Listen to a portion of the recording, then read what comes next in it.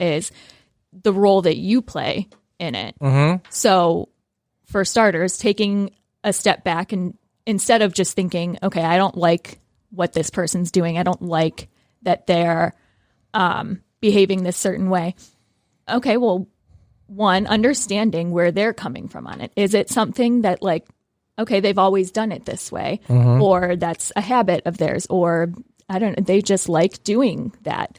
And then trying to decide, okay, is this an actual problem for me? Is it just me thinking like, well, that's annoying? Is it an issue for everyone else? Your partner doesn't like to shower. Okay, so that's probably could be a problem depending on, the length of time. It's not their thing. Right. And so is that just annoying to me? So my husband, the one thing he uses a new towel and washcloth every single day, every shower, I don't understand it because I'm like, who wants to do that? Is he afraid they don't dry properly, or he thinks they're dirty? Who knows? I've asked. Believe me, I've asked. I've tried to get to the bottom of this. Does he do his own laundry? Oh, for that? Yeah, absolutely. Okay. Yeah, you want to do that? Have at it. Yeah, no, we're not this. We have gotten out of the 50s. We do our own laundry. I would rather, I loathe laundry. So I would rather just wait until it is this incomprehensible mountain that you would be afraid to scale due to height. And then I will do it. He is like weekly. He's got all of his. Do you have lots of towels? Yeah. Okay. Okay. He has lots of towels. We don't have lots of towels. I have one towel for like the week. And then that's it. So is that an OCD thing, or is it only a towel thing, or do you see that same pattern in other things? Like, I want to use a fork once and throw it out. Oh yeah. No, it's most things. Yeah. I always joke with him that he would use a different plate and utensil for each bite of food that he so I don't know if it's just like he just really likes clean things or whatever. Which is nice. Yeah. He likes you. You must be clean, I guess. Well, I don't have any evidence to the contrary. Good. So, but yeah, so at first it's like, okay, that's like if I was expected to be doing all this, like that's okay. I need you to like scale this back a little bit. This is too many towels. But then also, I don't want to be that person who's bitching about towels. It doesn't really affect you. It's a quirk of his. Right. That's not something I want to get in an argument about. Right.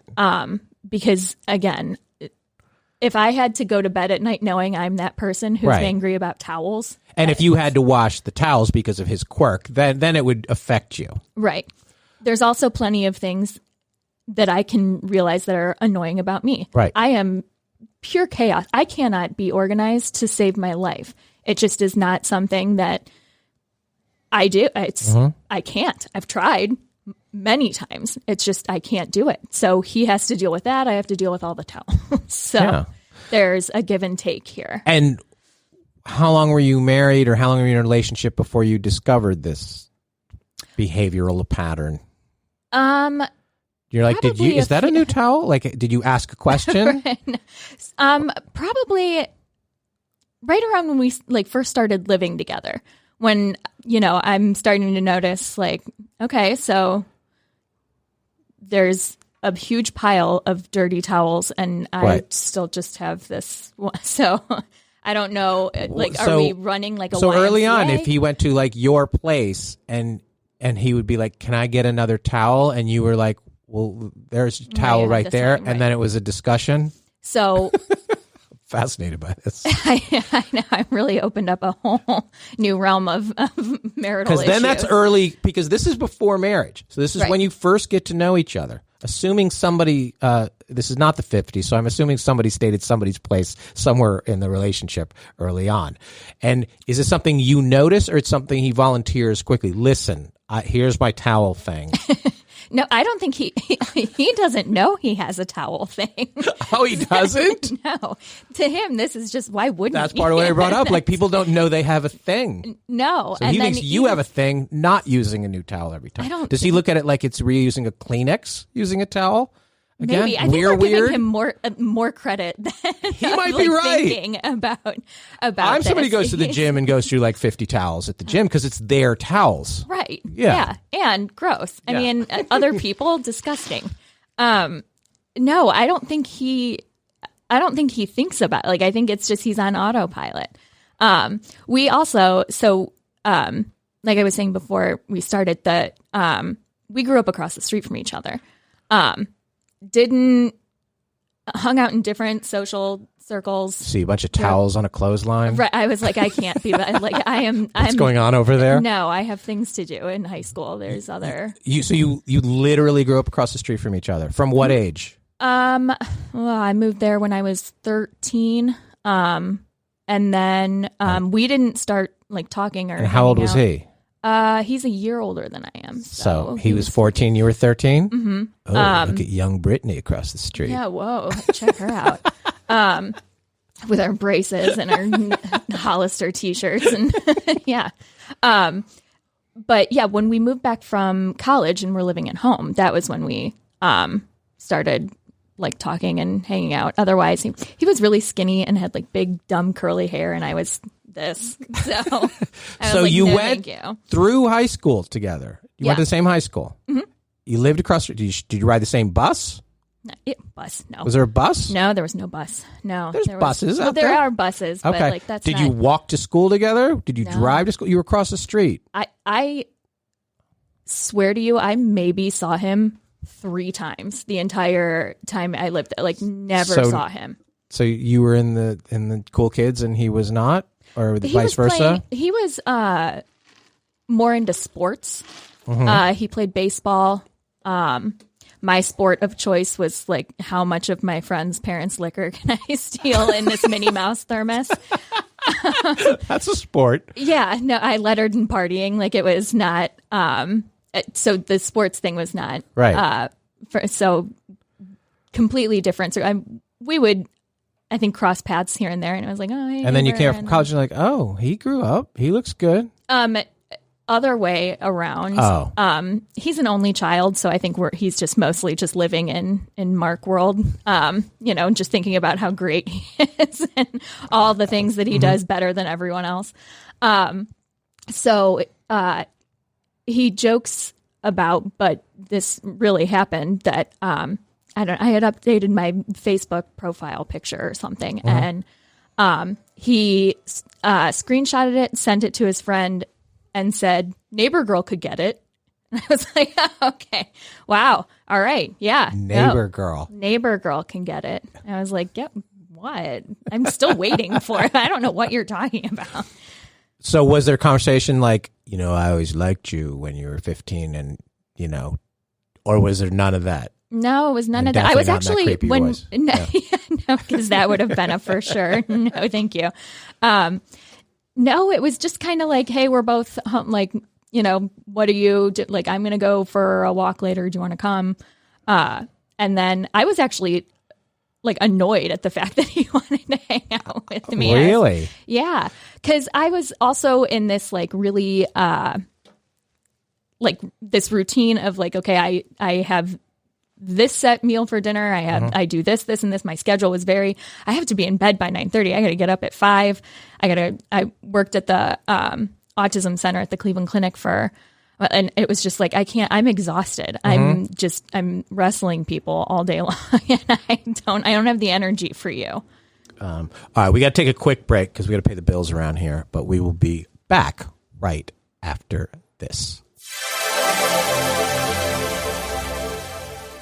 And we are back. I'm here with Brittany LaCava, and I have a lot of questions. So the number one question you get when somebody's your behavioral therapist is what? Usually it is, are you judging me? Which the answer to that is yes, always.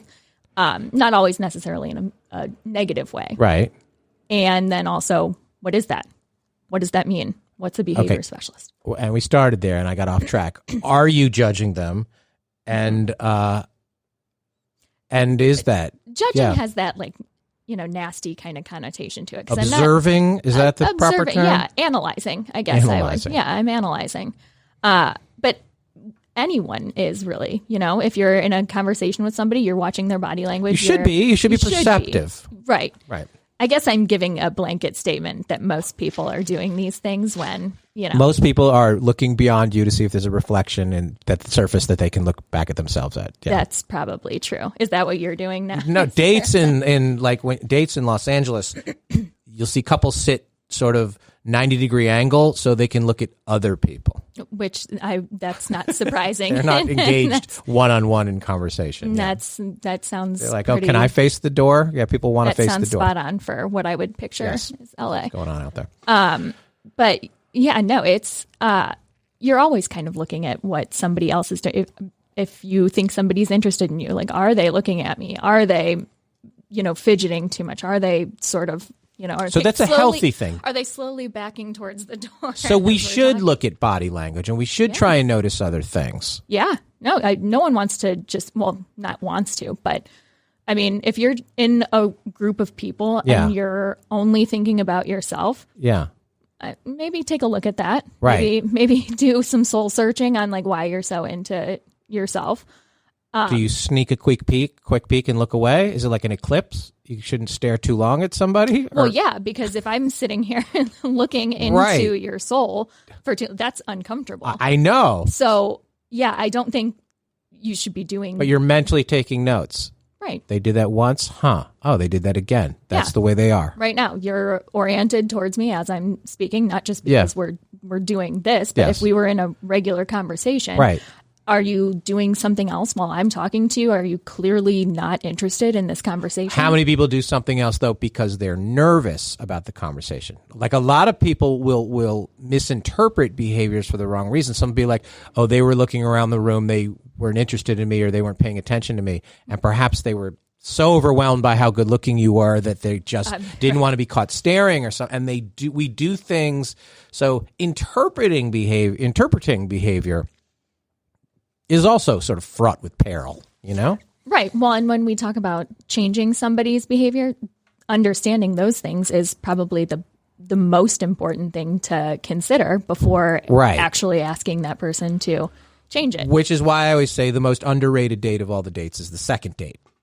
Most of the walls come down between date 1 and date 2. People are naturally a little more comfortable. They do know what each other looks like. They're probably so if people judge the way somebody is on date 1, and a lot of people act a certain way, either they talk too much or talk too little or do things or say inappropriate things strictly because they're either nervous or they're just uncomfortable. It takes a while to get into a rhythm. So a lot of people are like, oh, I had a bad date, and they don't go out again. Go out again. Right. Yeah. I mean, you can't. I've been out of the dating game for a while, but I ran out of neighbors. I ran out of neighbors. Not all of some of them were very old. Some of them were already taken, and so.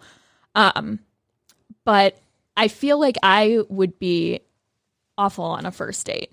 One, because I'm way too comfortable with people. Like I will talk to you like I've known you forever. Right. But I feel like that's uncomfortable to a lot of people. Like if they're asking questions and I'm being too honest, then it's like, okay, my next question is, how do you fucking sleep at night? Right. But overall, though, I think that's a net positive to have as a dating attribute. Okay, I think that's when I start dating again, I'll remember. Okay, I think after your divorce, let me know how that works out. I think it's better to be too comfortable than not comfortable.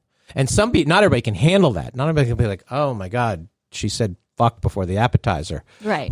Well, that's the way they are, and that's the way they could be. And I don't want to be with somebody who's not down with that. With my foul language. Yeah, exactly. Oh, my heavens. Yeah, I know. I brought my Bible Being here. comfortable who you are. Now, that being said, I think you also have to go into it with the mistake people have is, this is who I am, deal with it. Or the old, you can't handle me at my worst, you don't deserve me at my best nonsense. I'm going to add that to my list of things to avoid. I think you have to be like, I think, like I said earlier, we will all change for the right reasons. Like, I like to do this on Friday nights. I like to do this on Saturdays. Well, you haven't met me yet. Right. And when you met me, you'll like to do this on Sunday nights or whatever. And and I think if the reward or the payoff is great enough, all of our behaviors can change.